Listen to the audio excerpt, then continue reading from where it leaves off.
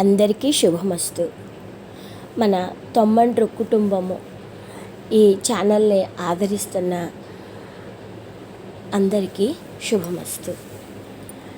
కొత్తగా ఈ రోజు నుంచి వ్రతము అంటే ఒక్కొక్క మాసాలలో కొన్ని వ్రతాలు ఉంటాయి. ఆ వ్రతాల గురించి, ఆ వ్రత విశేషాలను గురించి మనం తెలుసుకుందాం. చైత్ర వైశాఖ మాసాలలో వచ్చేది 3వ మాసం జ్యేష్ఠం. ఈ నెలకి ప్రత్యేకమైన ఒక అరుదైన వ్రతాలు ఉన్నాయి. జ్యేష్ఠ మాసంలోని పండగలు ఉన్నాయి, కానీ దీంట్లో జ్యేష్ఠ శుద్ధ తదియ నాడు రంభావ్రతము అని అంటారు. స్తుతి కౌస్తుభము, పురుషార్థ చింతామణి మొదలైన గ్రంథాలలో ఈ ప్రస్తావన రంభా తృతీయగా కనిపిస్తుంది. అసలు మనలో చాలామందికి ఈ రంభావ్రతము అంటే ఏమిటో తెలియదు. ఎలా చేస్తారు, ఎందుకు చేస్తారు అనే ధర్మ సందేహం చాలామందిలో ఉంటుంది. నేను ఈ రంభావ్రతం గురించి చూస్తున్నప్పుడు నాకు కొన్ని విషయాలు గోచరించినాయి.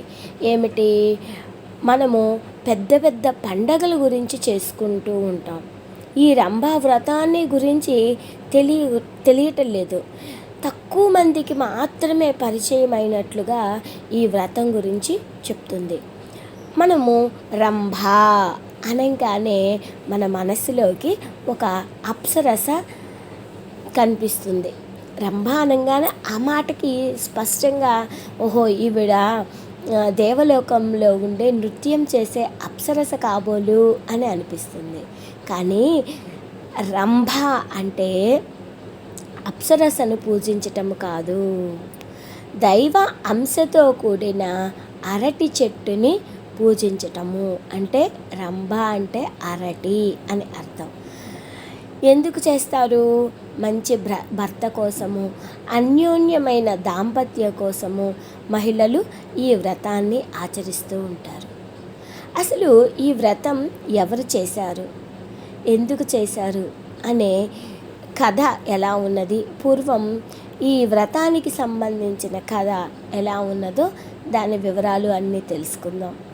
తపోనిష్టలో ఉన్న పరమశివునికి ఉపచారాలు చేయటానికి పార్వతీ తండ్రి హిమవంతుడు తన కుమార్తెను నియమించాడు. ఆమె పైన శివునికి ప్రేమ కలిగించాలని ఆ సమయంలో మన్మధుడు తన మన్మథ బాణాలను సరాసరి శివుని పైన ప్రయోగించటం జరిగింది. రుద్రుడి మనస్సు చెదిరిపోయింది. కోపంతో రుద్రుడు ఆగ్రహం పట్టలేక తన 3వ కన్ను తెరిచి మన్మధుని చూచాడు. మన్మధుడు భస్మమైపోయాడు. శివుడు అక్కడి నుంచి వెళ్ళిపోయాడు. పార్వతీదేవి చిన్నబుచ్చుకొని ఇంటికి రాగానే ఆమె తల్లి ఎదిరిల్లి కౌగిలించుకొని కన్నీరు కార్చిన గిరిజను ఆమె తన భర్త దగ్గరికి తీసుకెళ్ళిపోయింది. హిమవంతుడు సప్త మహామునులతో కూర్చొని సంభాషిస్తున్నాడు. వారికి ఆయన తన కుమార్తె మనోరథం గురించి చెప్పగా అందులో ఒకరైన భృగు మహర్షి, అమ్మాయి, ఒక వ్రతం ఉన్నది, అది నీవు చక్కగా ఆచరిస్తే పరమశివుడు నీకు భర్త అవుతాడు అని చెప్పాడు. అందుకు సంతోషించిన పార్వతీదేవి మహామునితో దయ్యగా అడిగింది, స్వామి, ఈ వ్రతం ఎలా చేయాలి అని అడిగింది. ఆ తల్లి అడగగానే సంతోషపడ్డాడు ముని.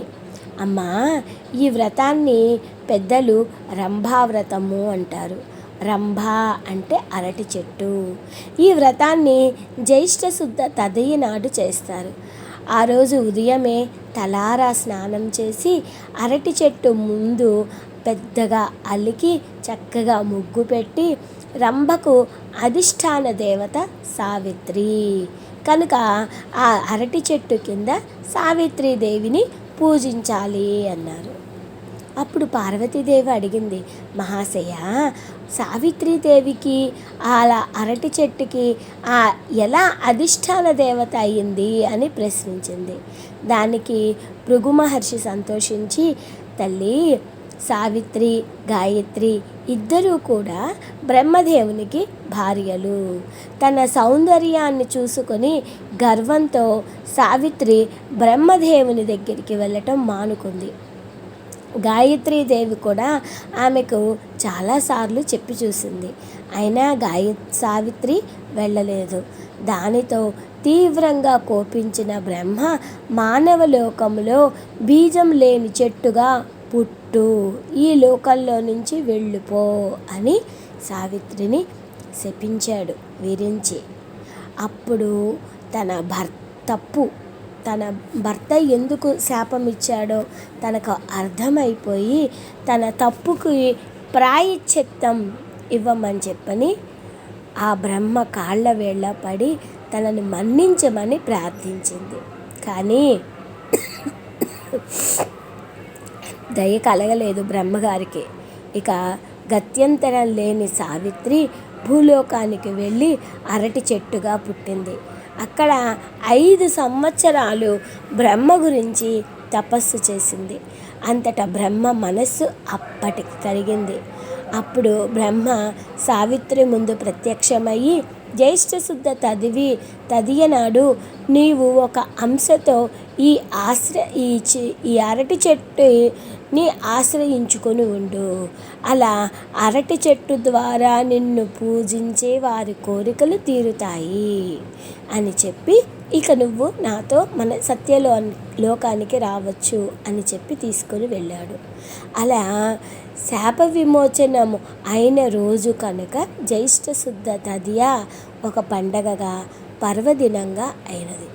అంతటా గిరిపుత్రిక, స్వామి, అయితే ఈ వ్రతం యొక్క సంపూర్ణ నియమాలు దయతో నాకు సెలవివ్వండి అని కోరింది.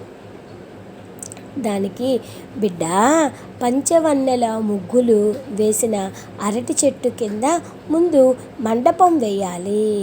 దానికి రుచికరమైన పదార్థాలను నివేదన పెట్టాలి. ఆ అరటి చెట్లు నీడలోనే పద్మాసనం వేసుకొని సాయంకాలం దాకా కూర్చొని సావిత్రి స్తోత్రమును చేస్తూ ఉండాలి. ఆ రాత్రి జాగరణ చేయాలి. పద్మాసనంలోనే కూర్చొని పగలు సావిత్రీదేవిని స్తోత్రం చేస్తూ రాత్రి అరటి చెట్టు కింద విశ్రమించాలి. ఇలా 1 నెల రోజులు చేసిన తరువాత ఆ రుచికరమైన పదార్థాలలో నివేదించిన మండపాన్ని పుణ్య దంపతులకు దానం చేయాలి. ఈ వ్రతాన్ని లోపాముద్ర చేసి తన భర్తను పొందింది అని చెప్పారు. అంత పార్వతీదేవి కూడా అదే విధంగా రంభావ్రతాన్ని దీక్షతో చేసింది. ఆ దీక్షకు మెచ్చిన పరమశివుడు ప్రత్యక్షమయ్యి ఆమెను వివాహం చేసుకున్నాడు. ఇది రంభావ్రత గాథ.